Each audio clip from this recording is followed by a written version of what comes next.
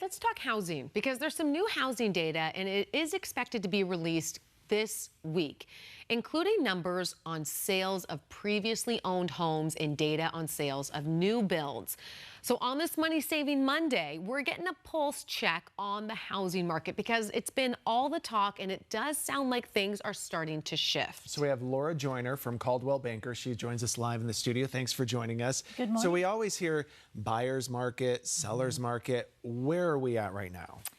We are currently in the 8th month of a buyer's market. We have been in a seller's market for the last 5 years, but that has shifted. It actually has shifted. We're not waiting on it to shift. That's happened. And what contributes to that shift? Why are we seeing now buyer's market? Okay, now y'all remember what everybody's still fantasizing about are the 3% interest rates. Yeah. That cuts both ways. So for a long time, sellers were not willing to let go of that, but life goes on. And so people have to eventually make a move. And so things are coming on the market, but with the high rates of today, you know, we've been up to 7 not long ago.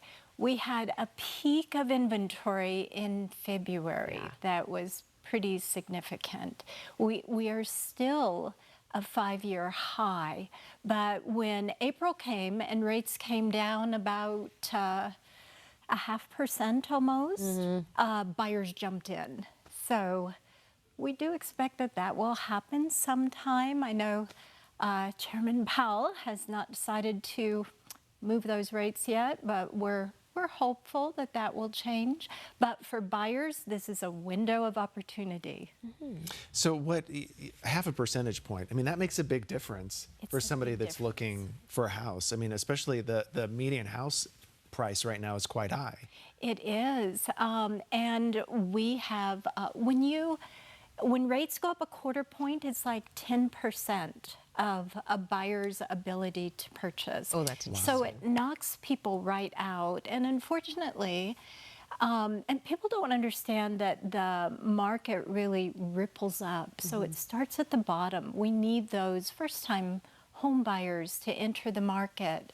And these high rates really keep them on the sidelines. Oh, it makes it impossible. And when you look at the median home, my first home that I bought here in Phoenix, $130,000. I know that was forever ago, and I don't want to age myself too much. But now you're looking at close to $500,000 for your first-time home. It seems impossible. Because we're in a buyer's market, do you think that means that we're going to look at home prices coming down a little bit? Because honestly, they're too high right now. They're too high. They have been. It's been very flat. We only saw 1% appreciation last year. So that's really significant. You know, during the COVID years, we saw ridiculous rates of appreciation and just everything bounced up. Well, that has really flattened out. And we're expecting a little bit of a glide down in pricing. You know, the wage growth in Phoenix has been 9.3 last year. So this is a perfect opportunity for buyers. Sellers are more willing to include concessions, negotiate, and you know, you can get some of those repairs done that previously it was unheard of to ask for. I remember when I was buying the house, it was no concessions at all. I mean, the little simple things that I asked for, a tub under the hot water heater, they're like, nope, not gonna get it. So what do you tell the first-time home buyer, though, that they were knocked out, or they're like, oh my gosh, I'm never gonna be able to have a house? Like, what do you tell those people? Okay, so in those concessions, you know, a lot of people can't afford today's interest rate, but you can get a 2-1 buy down and get the seller to pay for it. So it's going to cost about 1.5 points to get that rate down, but it can drop by 2 points for the first year, 1 point for the second, and then go back up to market rate, and hopefully by then they can refinance. There are a lot of good lenders right now that will offer completely free refinancing within the first year or sometimes a little longer. Wow.